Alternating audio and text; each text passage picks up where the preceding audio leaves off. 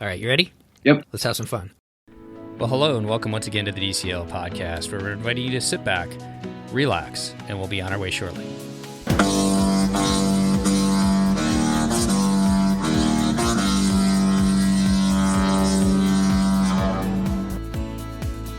Well, welcome back to the DCL podcast, and it's my pleasure to go down to Atlanta and welcome to the show today, Zach from Atlanta, Georgia. How are you doing today, Zach? Great, Steve. How are you? Not too bad. We were talking a little bit beforehand that you are a big Atlanta FC fan, and myself being a Portland Timbers fan up here. Hopefully we can make it through this whole podcast after our little rivalry last year. Yeah, I think we can. No, but I'm just joking about it. Good on you. It's in all honesty, it's awesome to meet another, I'm going to call it football fan, soccer fan for those of you in the United States. But no, it's fun to meet another football fan. It's awesome to see the MLS grow. Yeah, absolutely. We were pretty surprised how big it got here in Atlanta. It's awesome. It's a great time. Yeah, my wife went to the stadium, and that just looks like an amazing. Of course, was it the national championship or was it the Super Bowl that was there as well? Both. Super Bowl this past year, national championship year before. Yeah, it looks like just an amazing stadium. So it's a beautiful facility. Yeah. Well, we are going to talk a little bit about Disney Cruise Line today and kind of your cruising background. Now, before we do that, why don't you tell us a little bit about yourself and how you got into cruising and who cruises with you? I started cruising with my wife. We have been married almost 3 years now. First ever cruise was through DCL. We did that for our honeymoon. The whole thought process was that we wanted to do, we're big Disney people. We had been to the parks countless amount of times.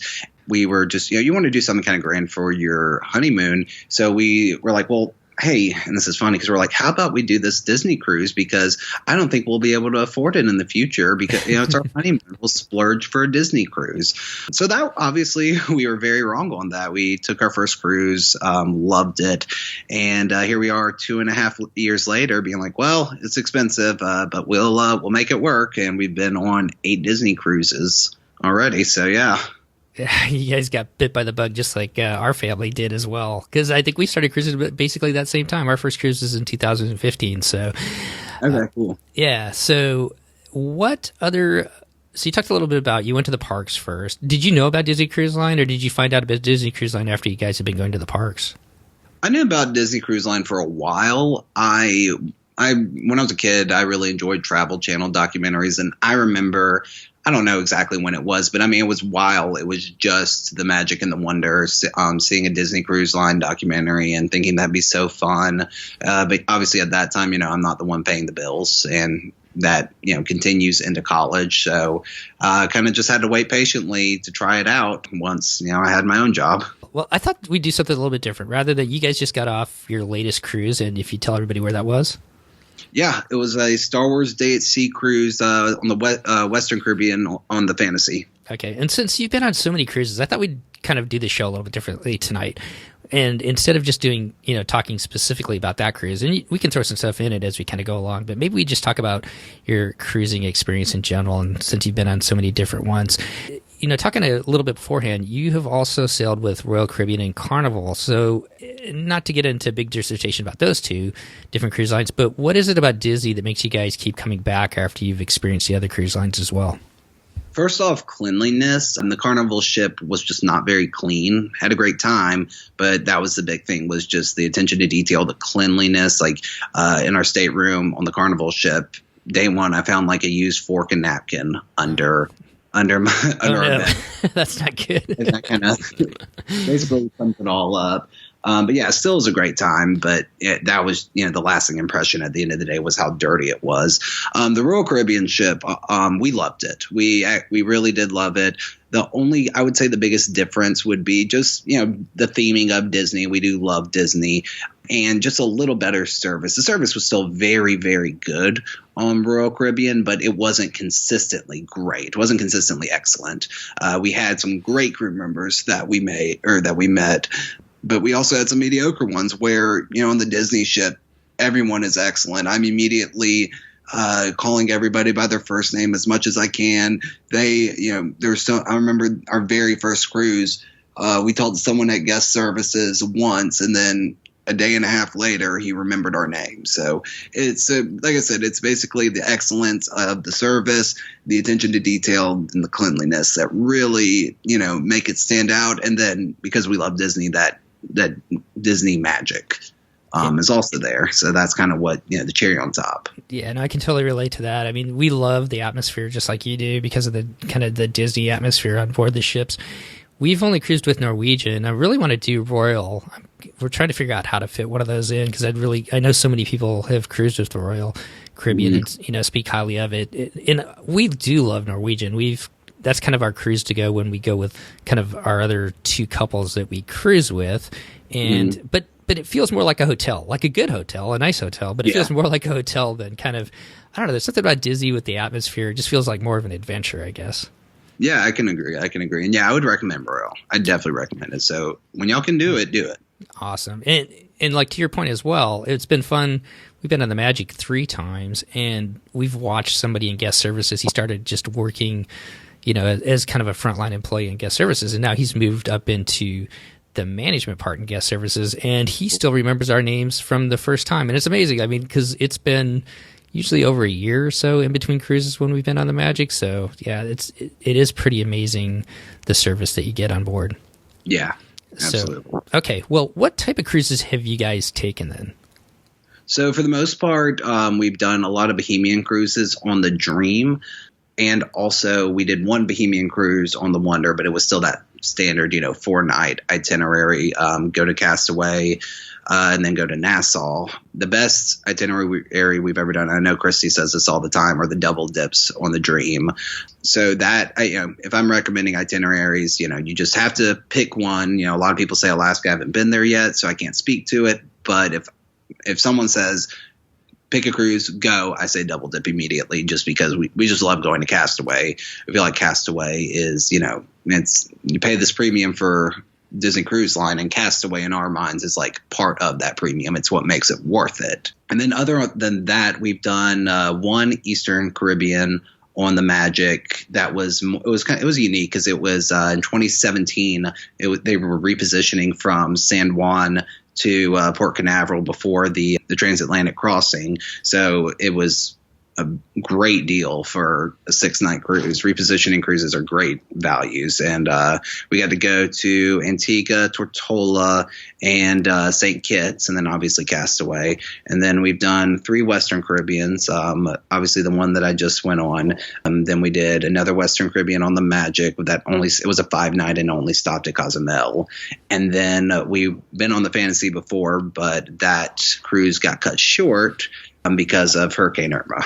So we live out on the West Coast, so I'm not as I did live back in the East Coast a while, and I know the Caribbean is kind of like our version of Hawaii, where it's it's easy. A lot of people fly down there. So is it pretty easy to get to Puerto Rico, like from Atlanta? I'm guessing that Delta flies there pretty regularly, and I think Southwest does too, don't they? Yeah.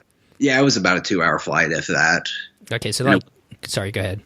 No, I was just saying it wasn't expensive either, so it was not like pulling teeth at all. Okay, so that's like, I mean, for you guys back on the East Coast, that's a pretty easy destination to get to. I mean, if you're coming from Atlanta, you got to travel anyway. So if you're in Miami, Port Canaveral, or Puerto Rico, it's definitely doable. Okay.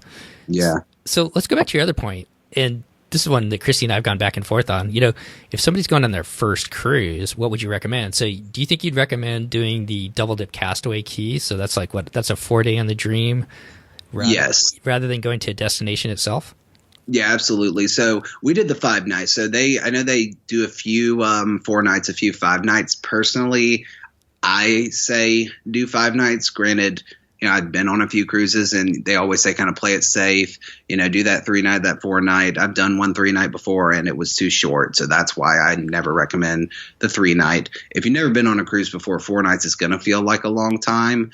But I just recommend that extra day, whether it be the extra sea day, the day at Nassau with, have another port. But, a lot of people use Nassau as a sea day. So, yeah, I would personally recommend do the double dip. And if you're, not afraid to, do that 5-night double dip. Yeah, that's it. I mean, what? I've never really thought about, recommending doing the double dip rather than going to a destination. Because I would think, just because I like traveling to different places, in my mind, I'd be like, and I'm not saying you're wrong. I think it's a cool idea to look at it that way, because I would probably tend to say, hey, get a the Bahamas, go see some, like a different place and then go to Castaway Cay for sure. But you make a really good point about, it's such a great island to go to, and, doing 5 days, I'm with you there. If you can do that first time, it's in your budget and everything else, having that extra day just kind of gets you a little bit more settled in, and yeah, it definitely gets you more comfortable, and you don't feel as rushed, I should say. Yeah. Yeah. Having that extra day. Well, cool. I like that idea of doing a double dip instead of doing Nassau and Castaway Cay. Well, okay, so it's you and your wife. What type of cabins do you guys tend to book? Where do you guys like to stay? We used to only do inside because it was one of those, we're just happy to be on the ship. And at the end of the day, yes, we are, if it came down to it, we'd do an inside, point blank period. But we dipped our toe into balconies, and yeah, it's been hard to let go. But granted, we always take it scenario by scenario, because we've tried a ton of different balconies. We've tried, just the standard ones that you've seen on the side of the boat. We've tried the Navigators one. In the future, we're going to be trying a white wall one in the back of the ship, so I can get back on that. And then we on the last cruise, I thought it was doing Navigators, but we ended up with the obstructive view ones that you kind of see like a little bit of a wall over, but you don't miss much at all. Like, I could have cared less. So we really have started getting addicted to balconies, but we just make a point to we set like a budget for balconies, and it's always like, okay, is this good? Like anything over $400 to $500 extra dollars, we're like, nah, we'll just do the inside stateroom. But yeah, basically you're looking at, we're either going to do an inside or we're going to do a balcony. It's kind of the either or, either the cheapest or, enjoy the view, basically. Gotcha. We did the obstructed one last time. So we're on deck 7 on the right, so the starboard side of the ship. And yeah, I didn't mind it at all. I thought it was actually really nice. You didn't lose that much of a view. And to be honest, I kind of liked being on the back part of the ship. Where do you guys like to be? We used to only like the midship, but recently we've given forward a go, we've given aft a go, and we've enjoyed it. We were kind of scared away from not being in midship once. The first time ever we were put, I forget it was forward or aft. It was one of them. But granted, we were on a lower deck, so we were literally woken up every single morning to, the ship rumbling. So we're like, yeah, we're not going to do this again. But yeah, the second two goes at not being midship have worked out well. And I've also enjoyed being like right where, if you're midship, you got to walk somewhere regardless. Where if you're after forward, yeah, you're going to have to walk some places, but then other places are going to be just, right down the stairs. If the Walt Disney Theater, just run up to Cabanas, that's also nice. Yeah, definitely. This is our first time, our last cruise on the Fantasy. Now, we'd been on the Norwegian Getaway, which is really the same size as the Fantasy and the Dream. So we've been on a bigger ship like that before, but I forgot how long those hallways are. And one of the things that I think that we're probably going to always do is we tend to get the rooms kind of just right around the corner from where the elevators are. And I have never had the elevators be a problem as far as noise or anything like that. And like you said, the idea of being like halfway down a hallway and walking all the way down the hallway all the time, I kind of like being near a stairway. Yeah, and absolutely. like you said, whether you're in the front or the back, you're close to something, but you're going to have to walk to something else. But you're not walking that distance every time, I guess. Mm-hmm. Have you ever done a magic porthole? Yes. Our first ever cruise, we did a magic porthole on the Dream. It was cool. It was cool. Like, I mean, I didn't think it wasn't to die for, honestly. Like, it's not the reason that I would go back to an inside stateroom, but it's not going to make or break it. But it was neat to see. I totally forgot about it. I mean, in the last day, as we were like checking out of our room, we looked down and there was a room down at the end of the hallway, and we could see that it was a magic porthole. And my son and I were like, "Oh, check it out!" We totally forgot about that, so we went down there and took a look at it. So, yeah, I don't know. Yeah, kids would definitely love it. Like, absolutely. Especially at night, because they'll it's not a live view at night. It's just kind of like a video of the dark sea. And then, like a cartoon, like starfish will pop up and attach to the porthole. And then, maybe you'll see a fish go by. It's definitely cool for kids. Okay. All right. So I'm going to put you on the spot here on this next one. If you had a tendency to book one type of ship or another, are you going Dream class or Magic class? Dream class. And why? Part of it is, you get attached to the first thing that you do. All the, original cruisers just love the Magic so much because it's what they know is the first thing they did. With us, the first two cruises that we did were on the Dream. And there's that sentimental value. But also, A lot of it has to do with the adult areas. On the Dream Class ships, the adult-only pool, it's a little more compact. They have like a walk-up bar so you don't even have to necessarily get out of the pool. You can just literally walk up to the bar, so that's nice. There's like a little shallow area that has like mist, like misters kind of steaming out. So, it's nice to sit in the mist. And also the whole, like the other part of the pool has this like bench area, like the circular bench area. So it's, just nice to sit in, have a drink. It also kind of forces you to meet people. Like, you're going to overhear people's conversations, and then, or they're going to overhear yours. So, then end up somebody pops in, and then, you made a friend for the rest of the cruise. That's happened countless times. So, the adult pool, and then just the bar area, the after hours sections of the Magic and the Wonder are cool. I definitely, I like the consolidation of it. But the biggest thing, the opportunities are at, in my opinion, Fathoms, and the one on the Wonder's slipping my mind. But yeah, that same like game show area.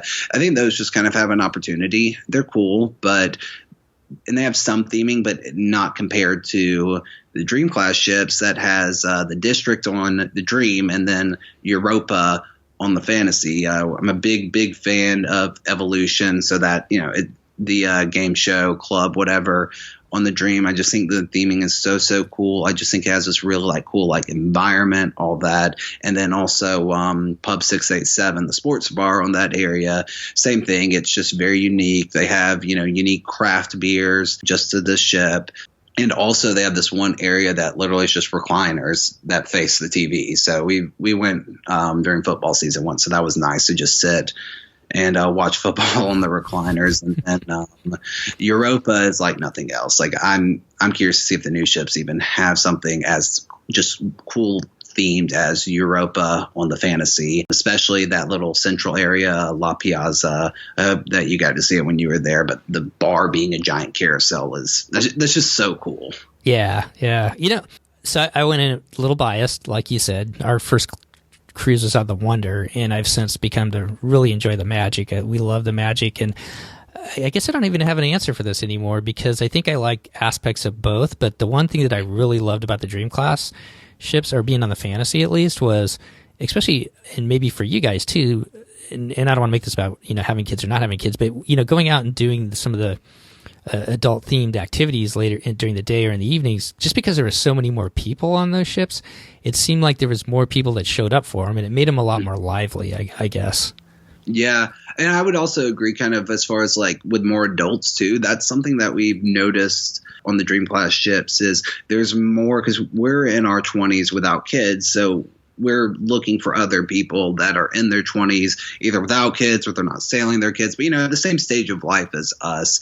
And we have not yet really been able to find that much on the Magic Class ships, where every single time we see it on the Dream Class, and Disney does such a great job of pairing us together with other couples at dinner, with having anywhere from 4 to 6 table mates. So that's also it's because there's such like a selection of people. It's easier just to meet people our own age that we relate to a little easier. No, I totally understand that. And I want to go back to that table thing here in just a second, but I was also kind of thinking as we're sitting here talking, is like probably part of it's the itinerary too, because when we did the Magic through the Mediterranean, they're long days. If you want to go out and see the ports, which is why most people are there, they're kind of long days. And so by the time you get back, I'm thinking about like when we went to like Match Your Mate, some of the things on the Magic, there was just a handful of people there. And I think a lot of that has to do with possibly that itinerary too. So, doing like the Eastern Caribbean that we just got off, you had 3 sea days, and for us, we just did adventures during the morning, so we're kind of hanging out back on the ship in the afternoon. So it definitely made it a lot easier to take part in that type of stuff. But let's go back to the table part. So, talk about dining. A lot of times they match you up with similar people of similar age or similar backgrounds and stuff like that. Has that worked out really good for you guys? Yeah, for the most part. Twice we have gone with other couples. So obviously we've just sat with them. The 5 times we were and both of those times were on Magic Class ships or classic ships. The other time that we were on one of the classic ships, this was the one exception. They put us and you go back to, it could have just been the itinerary was a repositioning from San Juan to Puerto Rico, or from San Juan to Orlando. But we only had one other table mate, one other couple, and they were 19. And, my wife and I are in our mid-20s, which, I mean, they were nice people. We really liked them.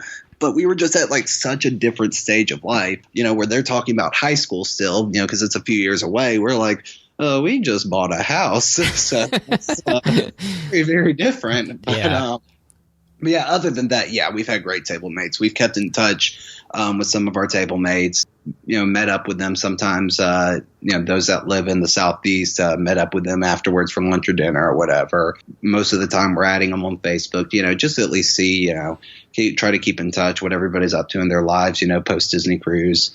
But yeah, great time. A lot of times they're the people that, we usually end up hanging out with throughout the duration of the cruise, or at least, at night when, we're going to Evolution or going to Fathoms or the Tube.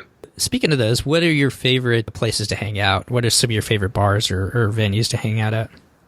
Like I said, Evolution / the Tube, 687. I'm not, and then as far as on the Fantasy, that is the one weak spot of the Fantasy, in my opinion, is O'Gill's. It's just such a small space, but I love O'Gill's and on the Magic. So really, those are the main places that we really, really hang out besides the adult pool area. Well, cool. Well, let's talk about food a little bit. You mentioned as you were kind of texting back and forth and stuff like that before we started to do the show that you've got some opinions on some of the food. So, what are some of your favorite restaurants? And before we talk about Paolo Remy, do you have some favorite restaurants across the ships that you guys like to go to, or what are your thoughts?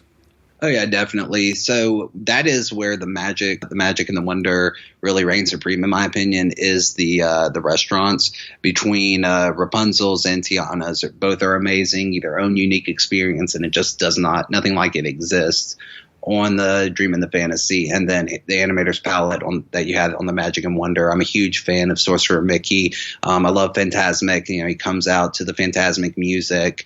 I love the walls, slowly coming to life throughout the meal. That's just great. So, that's really where those two ships rule supreme, in my opinion. And then on the Dream and the Fantasy, I'm not a fan of Turtle Talk with Crush. I still appreciate the venue of Animator's Palette, but it doesn't really, make me super excited. I do love Enchanted Garden on both of them. That's just a cool, if I'm going to have that casual, quiet dinner with no, show, I'm a huge fan of Enchanted Garden. Yeah, Royal Court to me seemed kind of similar to Triton's, and now I'm totally drawing a blank. Lumiere's. Yeah, so, they're all the same thing, basically. Yeah, that's kind of the same thing. But I really enjoyed Enchanted Garden. I'm with you as far as, and I didn't think I was going to feel this way, but man, I really like Animator's Palette on the Magic and the Wonder, and it's definitely different. It's just a different feel to it. Not that it was bad on the Fantasy, but I'm with you on the Magic and the Wonder. Yeah, I agree. So it'll be interesting to see and we can talk about the new ships here in a little bit, but it'll be interesting to see what they add, because I think that, I get the gut that if Tiana's Place is definitely, people love that. I think there's some things that they need to still tweak, maybe, or maybe they can tweak on Rapunzel's Royal Table, and I don't think it really has necessarily to do with the show. It's just it's tough for the servers because they've got to keep the floor open so much so people can see the show. Yeah.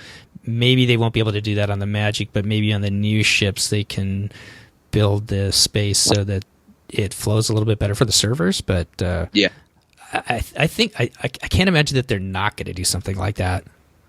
Oh no, this is truly this is obviously a trial. I would be very, very surprised and disappointed if this wasn't a trial for the new ships. My wife and I have kind of guessed, what that theme restaurant may end up being on the new ships. I don't know if you want to say that for later. Yeah, what do you think?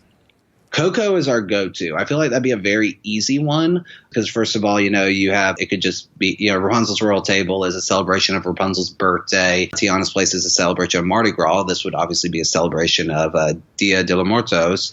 I think it'd be easy to, get a mariachi band. You can have a lot of Mexican-themed food.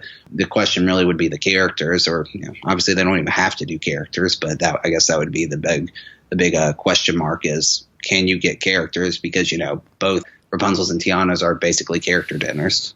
Definitely. Any other thoughts beyond Coco? No, not really. It's all speculation beyond that for me. Yeah, I never really thought about that specific topic as far as what type of restaurant or what type of kind of venue they would do next, but I'm gonna put that in the back of my mind and work on that a little bit and see what else we could come up with. So it's kind of fun to speculate a little bit. Have you guys been to Palo and Remy then too? Yeah, we've been to both. So we've done both the Remy brunch and the Remy dinner. We did brunch for the first time during the past cruise. We just wanted to try something new. We're big fans of Palo brunch, but yeah, it was just wanting to do something new, and it was a cool experience. It's a little less courses than dinner, and because dinner, there's two fixed menus, one by Scott Hunel and one by a chef. I don't know his first name, but last name is Lelamont. I know I'm butchering that, but the brunch menu is a mix of the two, and you actually get started off by going into this room where the chef kind of talks to you a little bit, and they give you a complimentary glass of Taittinger, which otherwise would be $16 per glass, so that's nice. And then they also give you this cured ham, and it was funny because it was delicious, best ham I've ever had. I just wolfed it down, only to find out that according to the chef that it took 6 years to prepare that ham, 3 to raise the pigs a certain way and feed them a certain way, and then after they slaughter them, they have to let the meat sit a certain way. And I was like, well, yeah, I would not have wolfed that down quite as quickly. 6 years. Do you have to get dressed up for brunch as much as you do for dinner at Remy? No, you don't. I was overdressed. I wore my suit because previously I'd only gone to dinner, and I was like, oh, I'm going to Remy. I'm going to wear a suit. But no, you don't have to wear a jacket. You still have to, wear, I think a polo was fine if I remember correctly. Don't quote me on that, but just a button up without a jacket is fine. I'm pretty sure you can wear khakis, nice shoes, just kind of I guess just a small step ahead of Palo dinner. Okay, let's turn over to Palo then. What are kind of your favorites there? So we actually haven't been for dinner yet. We're going to wait. And part of that is just because we love rotational dining so much. We love the relationship with the servers, all that. So that's we're not avoiding it. We just haven't gone yet for that reason. Once we do get to Platinum, we'll go because we'll get the free meal. So I don't have much input on Palo dinner, but yeah, the brunch, that giant Mickey waffle that you get is the best waffle I've ever had in my life. And the lasagna that they have is the best lasagna that I have in my life. And yeah, I love, the little buffet that they have with the cheeses, the sweets, the desserts that they have with sticky buns and cannolis. Really with Palo, you just can't go wrong with Palo brunch. Okay, so talking about Remy's and Palo, any thoughts on the theming between the two? Is there one that it's kind of that draws you in more? I would say theming wise, it depends on the ship. I don't care for really the setup of Palo on the Dream and the Fantasy. It's just kind of, I don't know how to explain it. It's just not as immersive almost. I don't know.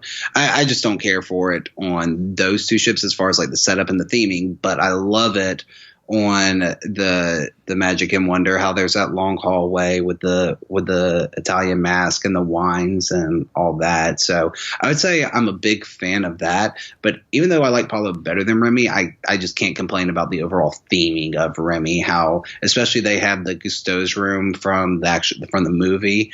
That it's just cool to literally be in the dining room, the same dining room as the movie, and all the subtle. I think it's just so cool how that's such a high end restaurant, but yet they find ways to sneak Remy in, a little small animation of Remy in here there. Definitely, yeah. Being on the Magic and the Wonder, the dining room is kind of around the kitchen, and I think that's kind of cool, where you can kind of see them.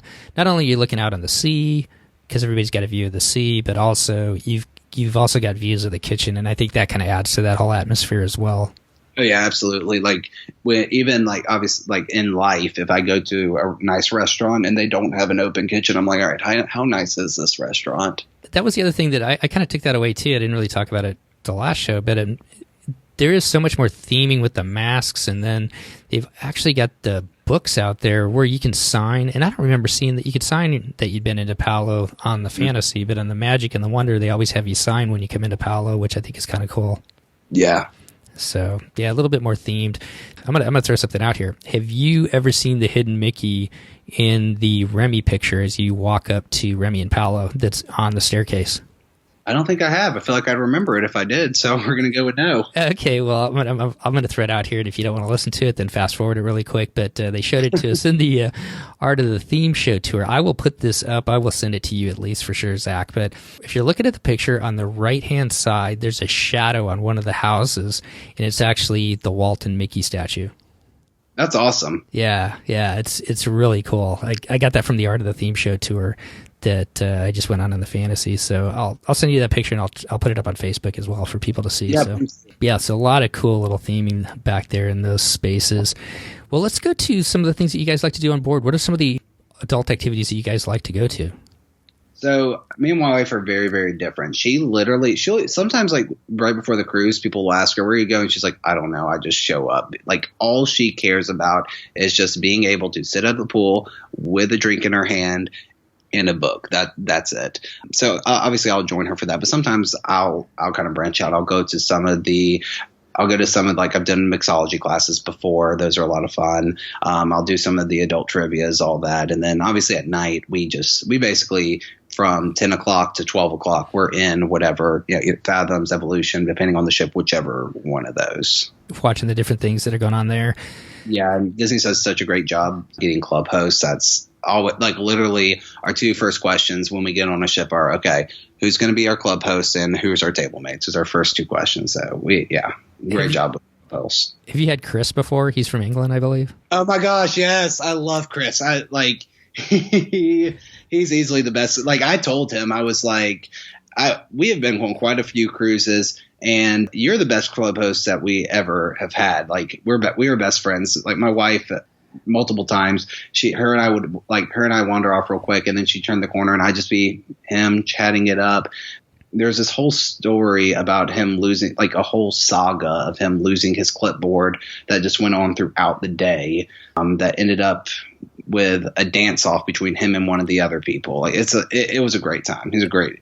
He was amazing. He was the club host on the cruise that we just went on, and he is hilarious. But he's like one of those people that you got to listen to everything he's saying, because he is so quick and he's so witty that, like, if you're not listening to everything he's saying, you're missing like half the humor. And he is awesome. Yeah, absolutely. And then we had Tisha in the summer on the Magic, and she was awesome too. Yeah, she's hilarious too. And she's same thing. She's just so quick. Like, if you even like hesitate, she asks you something, you even hesitate, she's got a snark comment making fun of you immediately. yeah. And it's all in good fun. Yeah, those two are amazing. So I'm with you there. Yeah, we just had a good time. My wife's kind of the same way. She loves just kind of, kick it back, relax, up topside. And I'm always like perusing to see what's going on and what I might want to get down and see too. So I'm kind of with you there, Zach. Yeah. How about the spa? Are you guys spa people? I am not. My wife is. I could care less. Massages just aren't my thing. My wife will go get a massage here and there, but we've never really spent time together in the spa before. I've never done that either until this last one. We got a pass for the rainforest room. Yeah, how was that? It was actually pretty cool, because like they have hot tubs and they have these like warming beds, kind of seats that you can sit on and look out. And then they've got a couple different saunas and steam rooms, and then these kind of funky 4 different showers that have like different themes. And that was all pretty cool. But we went out to the hot tub first, and it was actually pretty fun because we met 2 other ladies, and we just sat and talked for like 45 minutes or so about all the different kind of cruises that they've been on, and Adventures by Disney trips that they've been on as well. So it was a different experience. I think I would definitely do it again. And I'm with you. I've never done the massage part. I don't know if we would ever do that necessarily together, but I would definitely go back and do the rainforest room again. That was a lot of fun. It was kind of relaxing. Yeah, I think that we're gonna have to try that. Like, I don't know. I just go back and forth. Like, I hear you give that review of it, and I'm just like, yeah, that does sound nice. But then, do I want to pay the extra money? Like, I go back and I feel like at this point I'm gonna try it just to bucket list it, and then I'm gonna be like, I'll be like, all right, yeah, I'll pay for that again, or yeah, I'm glad I did it once. I'm good. Yeah, I think on a short cruise, I'm not doing it probably, but having a longer cruise with the Sea Days, because there's too many other things I want to go do. But it was relaxing to go and hang out there for a couple hours one day. So yeah, I think it was $16 ahead of time, so it's not too bad. But you're right, everything adds up.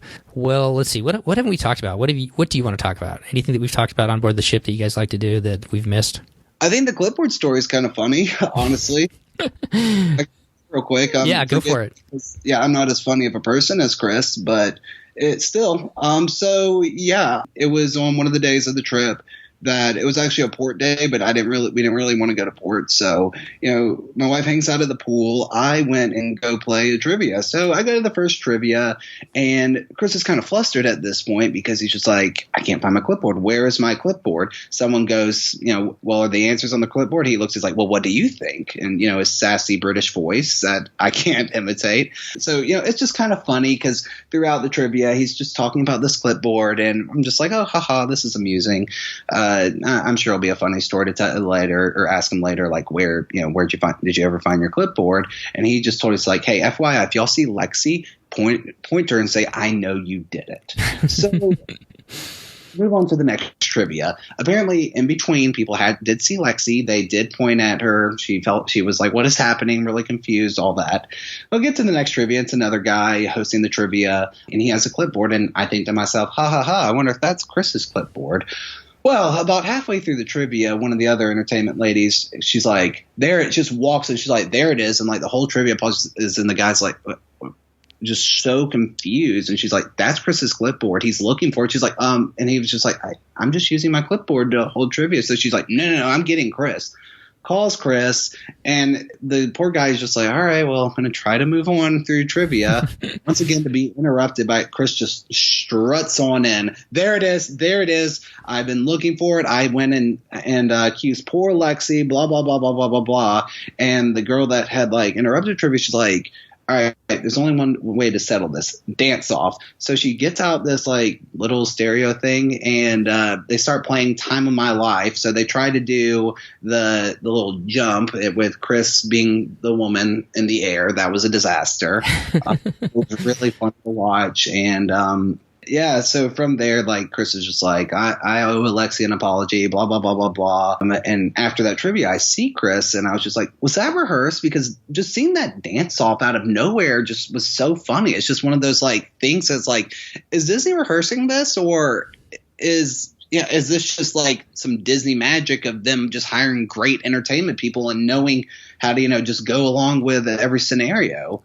So yeah, he's just like, nope, it wasn't planned. All this is real, blah, blah, blah. Okay. Haha. Funny. I'll see you tonight, Chris. Go to the 7:30 music trivia. He holds up, and I'll send you the picture later. He holds up his clipboard and is like, if anyone was wondering, it was Lexi. And he lifts it up, and it's like in like foam glittery color letters, and had been decorated saying, it said 2019, Lexi was WZ here, sorry not sorry. And he's just like, I'm just gonna have to spend all night cleaning this thing. Oh man, I could recurring joke. Yeah, I could see him in that dance off because he's just funny in general, and so yeah, with that music playing, I bet you that was just hilarious. Yeah, absolutely. I really, really, like I said, I've had great club hosts. Tessa's great. We've had Dino before. He's great. I don't know if you ever sailed with David on the Magic. He was fantastic. But yeah, the bar was set high, and Chris managed to surpass it. I guess one last quick. Do you guys take in the shows at all, or do you like to take in the shows? I mean, after 8 cruises, some of them get a little bit repetitive. But do you have any favorites? Yeah. Golden Mickey's is a personal favorite of mine. I was really sad because I was on that when we did the double dip on the Dream. That's when they were trialing having Beauty and the Beast twice and axed the Golden Mickey. So I was pretty mad about that, and I politely, obviously, but I let the cruise director know I was really upset about it. And then we're big fans of Believe as well. We both really enjoy Twice Charmed on the Magic, just because it's so unique. It's the only show besides, obviously, the ones that are based on movies. It's the only original show, truly original that's not a montage. Golden Mickey's or Wishes. Those are great, but they're all montages. This one's just a truly original show. So yeah, we really appreciate that.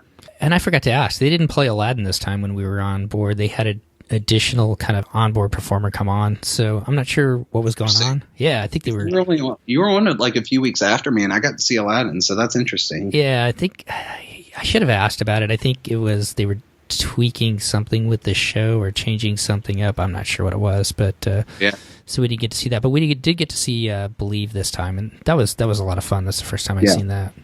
That part at the end, I won't say a spoiler, but basically when he sees his daughters are grown up, he kind of gives us the feels every time. Yeah, definitely. Well, before we jump into your guys' day, Star Wars Day at Sea, you wanted to talk, and I thought it might be kind of fun. You said you had some thoughts on the new ships, and I'll just throw it to you. What are some of your thoughts on the new ships coming out? We kind of talked about the restaurant theming, so that's the big one. That's one of the three big things that we're talking about. So it's the restaurant theming, and we're trying to guess maybe like what shows, because kind of like I said, that all four ships have like one unique show that's based on a movie. Kind of which ship's going to get what treatment. If it's a future movie or one existing. Our guess really is Moana. That's just kind of easy, honestly. Like Frozen and Tangled to kind of like throw together. I feel like they could kind of, I feel like a set would be I say fairly easy, but none of the sets they have are easy. They're all like complicated and it's amazing. So, I know they'd be up to that challenge. And then other than that, really the names of the ship. That's everybody's favorite thing to do is the names. So you got some ideas there? Yeah, if I was a betting man, I would say Disney Wish is definitely in our future. I'll honestly be disappointed in myself, like as far as like just being so adamant about it. But I think Disney Wish is definitely in the future. I think Disney Imagine or Imagination, I think they'll probably go with one of those. And then for number 3, I have no clue. I know that, I know you and Christy were talking about how with the code name Triton, that apparently the Dream's code name was Dream, and that came to fruition. Where the question is, does Triton come into fruition? I have my doubts, just because, there's already The Wonder's very Little Mermaid themed as is.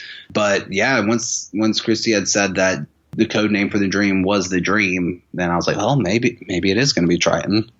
Yeah, that came from Nikki from the Art of the Theme Show tour. That was kind of some stuff that she told us when I was on the Fantasy. I'm kind of with you. I'm not sure it's going to be Triton. And Christy made a good point too, because because ships are kind of designated, kind of that female persona, with Triton being a little bit more of it's a male term. Yeah, I'd be interested. I don't think that would be the name, but maybe it'll be the Triton class ships like they're talking about too. So I don't know. It's going to be interesting. Do you have any guesses?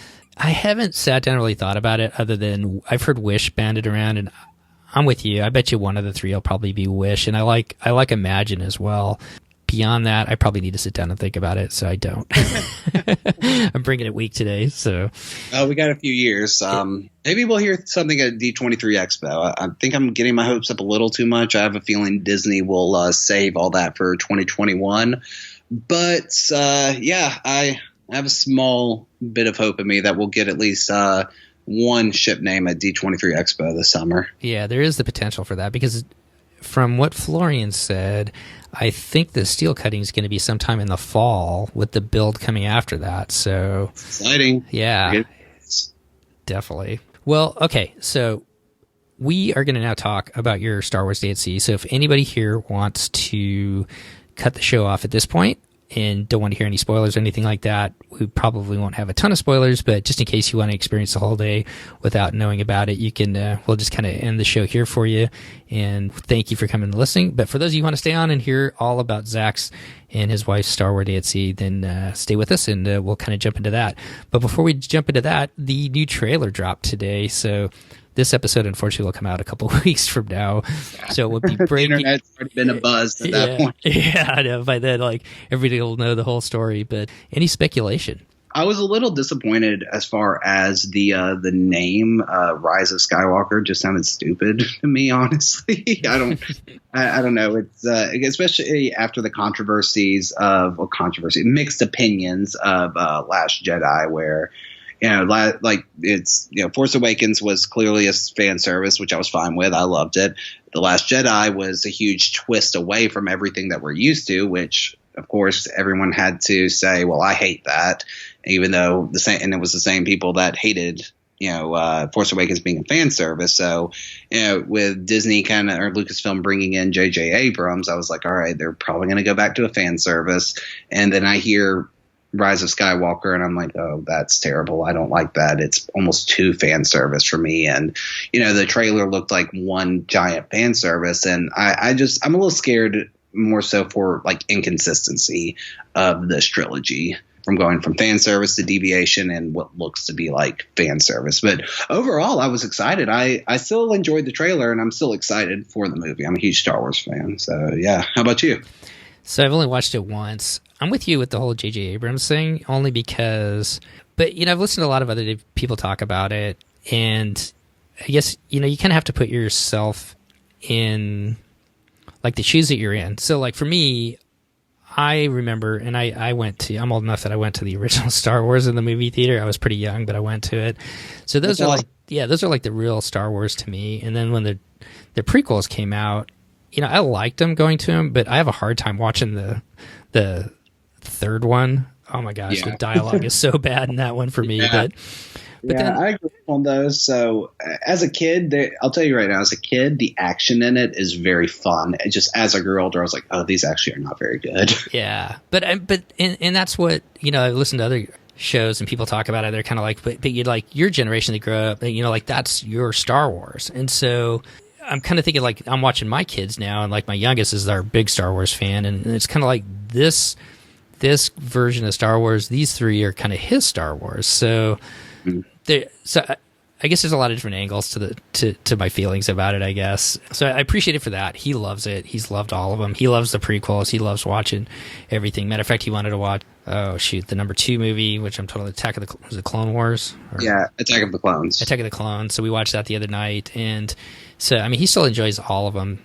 But I'm kind of with you, like, from my perspective, if they just go back to the last one being similar to J.J. Abrams' first one, Force Awakens. Yeah, Force Awakens. It's gonna be kind of disappointing. I mean, I'm sure it's gonna be good, but it'll be disappointing if they just like you said, just fan service it out.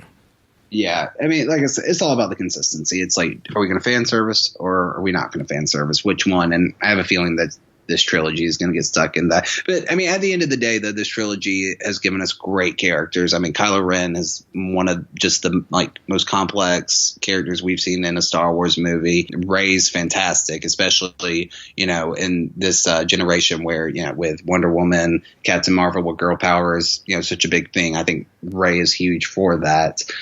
Finn, Poe, all of them, they're just great new characters. So I at least if nothing else, I will always have a fond opinion of the new characters that this trilogy has given us. Definitely. And there's nothing better than going to a movie theater and seeing a new Star Wars movie, I don't think. It's when you see the Lucasfilm, then a long time ago in a galaxy far, far away, everyone just starts slowly clapping. I mean, I'll never forget when the credits or the opening scroll started and you just see Star Wars across the screen for Force Awakens. It was just, literally, I just started screaming and slapping my wife on the thigh because I'm so excited. I hear the guy behind me just screaming, "Oh snap! Oh snap!" There's just no better feeling than that. And I mean, it will never be as good for me as that feeling I had with the Force Awakens, just because it was my first ever. I'm watching a new Star Wars movie, and I never thought that would happen. But yeah, it's always so fun. Definitely. And we can speculate that too. I don't think there's another franchise that does that. You know what I mean? There's lots of good movies out there, but I don't think there's another franchise that, puts that tingle up your spine when that music plays and you see that scroll. No. So, okay, well, let's jump into your Star Wars Day at Sea. Why did you guys decide to do this cruise? Was it for the Star Wars Day at Sea, or did it just work out that happened to be on board? It was for the Star Wars Day at Sea. We were actually going to do Alaska this year in May, but some stuff came up to where it wasn't going to work. So I was like, all right, well, obviously Alaska's known as this once-in-a-lifetime trip.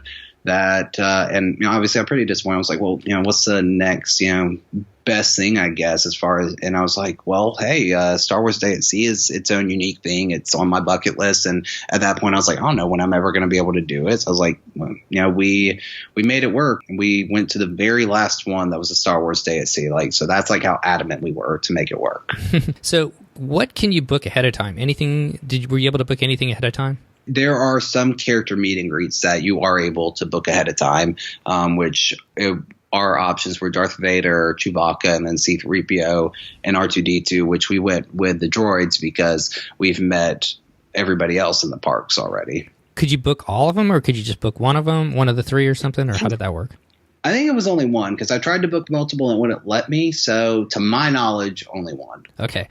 So, Star Wars DHC, you check in at Port Canaveral. Is there anything that they've got that designated that it's a Star Wars DHC cruise, or do they have stuff around the lobby when you first get in, or what's your introduction to it?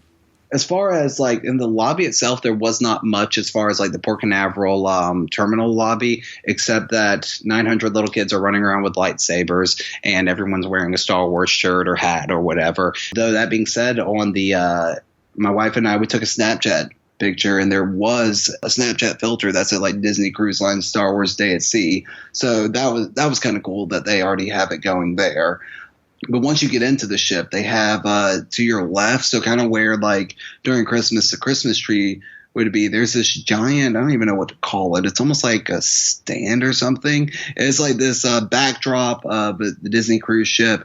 And on one side, they have the Rebel symbol. The other, they have, or I guess it would be First Order here. And then they have, the Resistance here. And then on the other side, they have the First Order symbol with the Millennium Falcon on one side and TIE fighters coming out of the other side. So it's that backdrop. And then they have this like stand that it's like, it just says like Star Wars Day at Sea. Really, you have to see it to really explain it. So that's there, the whole cruise. And then also kind of farther across the hallway, kind of next to where it's normal. They always have pictures right there, but next to that little bar in the atrium, they had the Han Solo frozen in carbonite thing. So that was kind of cool picture. That's kind of cool. So you can get your picture taken with that, huh? Exactly. Yeah. So then the days kind of go along. What day is the Star Wars Day at Sea? It's the second to last day, but it actually starts the night of day 5. So this isn't in the not in the Navigator. There's at like 10 o'clock on the night before. It's about 15 minutes. Darth Vader actually comes out and kind of and him and some stormtroopers kind of just take over the atrium lobby. It's simple, but it's really cool. It gets you excited. And yeah, like I said, it's not in the Navigator. It's a word of mouth thing. And like I actually like, because I had heard of it before, but I went to guest services to confirm it, and they were like one of those, we can't say yes, but we can't say no. But yes, there is something that's going to happen that's word of mouth. And also our server hinted at it as well. But yeah, so at 10 o'clock the night before, little 15-minute show, not much there, but it's still a lot of fun, and it gets you excited because, you know, then the cruise director comes out, it's like, who's ready for Star Wars Day at Sea? So yeah, that's where it starts. And so you wake up the next day, and I know they changed the music around the ship. How does that day start?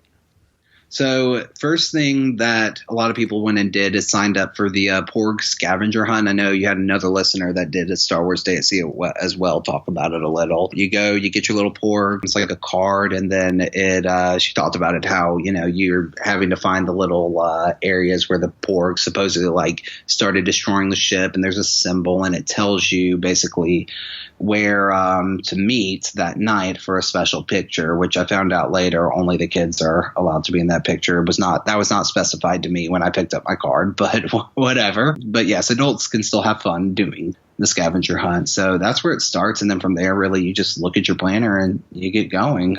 So with the paper navigator going away and, you know, kind of forcing you to the app, were you able to look at it ahead of time? So like day 3, could you scroll ahead? Because you can pull up, you know, several days ahead of time to see what's going on. Could you pull up that day and kind of plan your day ahead of time too? Oh yeah. Okay. Oh yeah. The night of, I was tempted the whole cruise to look at it, but I was like, no, I'm going to do it the night before, because it's like going to help the build up for, you know, me being excited about it. So yeah, at that point, literally I went out and I had like every single like second of my day planned out already. Okay. I just wanted to see how far in advance you could plan. Okay. So then jump into it, and what'd you guys do? So yeah, like I said, started with the Porg scavenger hunt. That was a ton of fun. From there, we went and did our character meet and greet. In between activities, you'd see like any and every character just walking around the ship. From Imperial, they actually have actors from the Walt Disney Theater be two guys be Imperial officers, and it was like a perfect timing kind of thing. Like they'll literally walk up and like interrogate you and arrest you and all that. So I saw them interrogating someone, so I went and took a video of it, and as he like finishes interrogating the guy, he turns around and like perfectly like in character, almost as if he was an Imperial officer, like turned like mid-sentence, just stops, gets wide-eyed at like a "how dare you" at me, and it's like, who gave you permission to scan our faces? And I was wearing a Darth Vader shirt, so I was like, Darth Vader, and he's like, you report directly to Lord Vader? I was like, he gave me this shirt. He's like, okay, carry on. Like, almost got scared because I told him I reported to Darth Vader and had this shirt to prove it. So you don't mind playing with the characters, and I think that is cool. That's a lot of fun, isn't it? Yeah, it was awesome. They also had a guest speaker, Brandon Auman, who is one of the executive producers and head writer on this new TV show, Star Wars Resistance, which is basically set right before The Force Awakens. And he was saying it's going to go into the timeline of Last Jedi, but it's about this, I don't remember his name, but it's a new character for the show.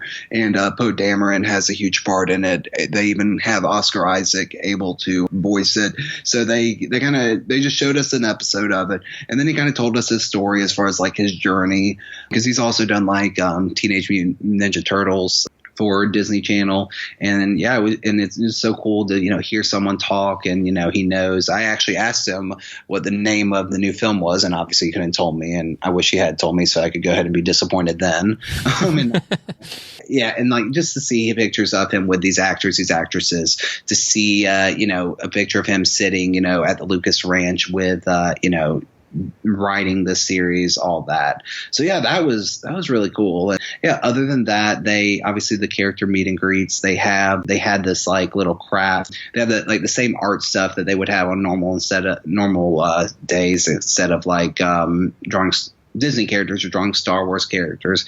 They had this little like 3D craft where I made a decent R2-D2 like 3D paper and a terrible, I'm looking at the picture right now, a very sad looking Yoda. Yoda did not survive the trip back in the suitcase, but R2-D2 did. So yeah, I have him sitting sitting on our dresser with all our other like cruise souvenirs.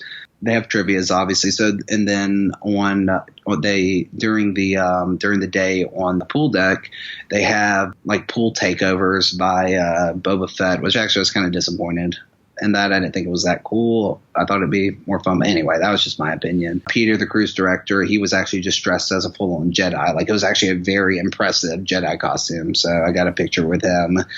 They have during the day, they have like some Star Wars food. I forgot the name of it, but it was like Darth Vader's burger or something. And it was like black, I think pumpernickel bread. It was a cheeseburger, obviously, with like, and they had like Star Wars symbols in the cheese and in the bread. So that was pretty neat. That sounds like what they've done in the park before. Yeah. I know. I'm trying to remember when they did that at Disneyland. I know they had it at Disneyland where they had like the different theming in the food. So at night, there's a giant costume party. They have and it's fun because I did not dress up, but there's a lot of adults dressing up, and that's the point where I like really appreciate how cross-generational Star Wars is with, like literally these adults full on geeked out, dressed up, almost more so than the kids, or almost even more excited. Like there were points where you saw the adults get more excited than the kids. But so yeah, that was cool having the costume contest. And then for dinner right in between, I don't remember if it was, so they don't have a show that night, so there's a lot of free time in between like each dinner time. So they had this basically like, so you think you know it all, Star Wars, basically ultimate Star Wars trivia. That's a lot of fun. Starts out with everybody in the room. They give you little clickers like you have in college where you answer the questions through the clickers, where they have general trivia. Then they bring up the top 10. And then from there, they just start eliminating down to the final 6. The final 6 have, they get to use lightsabers to buzz in. And it was a lot of fun because, the winner actually ended up being this 12-year-old, and it was funny to see him, beat out these adults that have know Star Wars so well, have been worshiping Star Wars their entire life, and are just as into it as he was. But also there was one little kid who he probably was 7 or 8. Honestly, he was an adorable little kid. He knew every single answer, and we were sitting next to his dad, and his dad was like, "I am so impressed. I didn't know he knew all this, blah, blah, blah, blah, blah." And unfortunately, he ended up not winning because I think when it got to the round where they used the lightsabers to buzz in. I don't think he realized exactly, that's what he was supposed to be doing. And poor kid just got so sad at that point when he saw like the competition spinning from his fingers. Oh no. Yeah, but it was still, he knew way more than me, so color me impressed. But then, yeah, at that point, you go to dinner. It's a special Star Wars themed menu. That was really cool to try out. They had a ribeye, so I was pretty excited to try a ribeye because usually, you have all these different steaks during the course of the cruise, but never have ribeyes. And then from there, you go to the deck show. The deck show with the other listener that you had talked about Pirate Night also and Star Wars Night. So, yeah, same thing. We got fireworks for Pirate Night and fireworks for Star Wars Night, but we did not get a buffet on Pirate Night. That's the other thing that you kind of miss out on is no Pirate Night buffet, but they had the Star Wars buffet instead, which was I do late dinner, so I'm never hungry for the nighttime buffet, but I still went and checked it out because it just had cool decorations. They had like a watermelon with Star Wars theme, whatever, like a carved watermelon. Mm-hmm. Yeah, it's hard to describe, but yeah. Other than that, they have like action figures, they have lightsabers, decorating. So it was really neat. And then they had a crate bar with my wife, even though we had dinner 45 minutes earlier, attacked the crate bar. So, but hey, you're on a cruise. That's what you do. You eat until your body explodes. So one of the guys I work with is in the 501st, so he's a pretty serious stormtrooper. Takes it really seriously. They go out he's visited a lot of children's hospitals and stuff like that. So in the parks, they kind of, I'm not an expert on what they limit and what they don't, but I know there's a lot of like cosplay stuff that they limit now in the parks with the adults. Could the adults do that on board the ship on the Star Wars DCA? Like, could you dress up as a stormtrooper, or do they kind of limit that as far as, so that somebody's not pretending that they're like one of the stormtrooper characters, but they're really just, one of the passengers? Does that make sense what I'm asking? No, I see what you're asking. No, there was no limits. I mean, they let the people wear masks, which, I mean, I guess, I always see the controversy with masks because in general it can be unsafe, but I guess on a ship, mm-hmm. it's relatively safe because we already know who's on there and has been on there for 5 nights at that point. But yeah, no, there was full on cosplay. They actually had 2 passengers that were Imperial officers, and like I had to ask them because, like I said, I had talked to Walt Disney Theater actors like as Imperial officers, and I asked them, I was like, I did a double take. I was like, "Are y'all guests?" And they're like, "Yeah, we're guests." And I was like, "Wow, I'm impressed." And I guess that's where I was kind of going with this. Like, how much did they like? So that's pretty cool. The night show, 2 thumbs up on that. It was fine. Okay. It was more a celebration of Star Wars, which is great. Like, it was a fun, tribute / celebration of Star Wars fandom where, like, I've never been on the Marvel Day at Sea cruises, but I've watched that nighttime show on YouTube, and it was amazing. Had a plot, everything. Where this one didn't really have a plot. Really, like a character would come out, so some background music, kind of do a little bit. So, like, for example, Kylo Ren came out, activated his lightsaber, and they do that little soliloquy that he has in the movie where he's like talking to Darth Vader, and like, so that happens, and he like turns and reaches out, and you see Darth Vader at the top of the steps on deck 12. And you kind of walk away, and then at the end, all the characters come out and light up their lightsabers in unison, and the fireworks start. So it's fine. It's definitely not the best, but like I said, it's still a fun celebration of, the series that everybody loves so much. Okay. Any advice for somebody going on this their first time? I would say the only true advice that I have, because I feel like those that go for Star Wars know what they're getting into. I would say for those that, don't like Star Wars, don't worry. It's still a sea day. You can go hang out by the pool. You're still going to run into some Star Wars stuff, but at the end of the day, you don't have to be immersed like everybody else. I guess the only thing I kind of wish, I don't know if this would have necessarily changed my mind, but maybe I wish that I knew was like how into it the adult costumes would be, because I mean, we don't really dress up for Pirate Night because we don't have kids, and I feel like that's the only reason we would dress up for Pirate Night. But with this one, I actually legitimately thought about it. And I was just like, no, that's fine. I'm sure there'll be some adults dressed up, but like, I'm not going to be the full on costume. And yeah, I felt silly not being in a full on costume. That's the way I feel every pirate night. And we were going to dress up a little bit more this time, and we still kind of failed because we didn't want to haul a bunch of stuff down there. Yeah. Or on the airplane and everything like that. But yeah, our little guy still had fun. And our big one, our older son's not as excited about it. He likes watching the fireworks and whatnot, but he's never been our guy that wants to get dressed up anyway. So we'll see when we have our own kids if they want to get dressed up. That's the only way I'm dressing up, is if I'm told by my wife, no, you are dressing up with the family. But fingers crossed, for me at least, that our kids aren't going to want to. But we'll see. We'll see. Well, cool. Just a fun night. So what's next for you guys after the Star Wars Day at Sea? What do you guys got planned next? We are doing a Royal Caribbean cruise in July on Harmony of the Seas. We wanted to, like I said, Royal Caribbean's great. So an Oasis ship was on the checklist, and Disney's premium is a double premium in the summer. So we're like, well, let's spend a little less on a cruise for the summer. And then we just booked in October a back-to-back cruise, 3 nights and a 4-night on the Dream back-to-back, because we want to go ahead, since we've done 8, bump ourselves up in the platinum.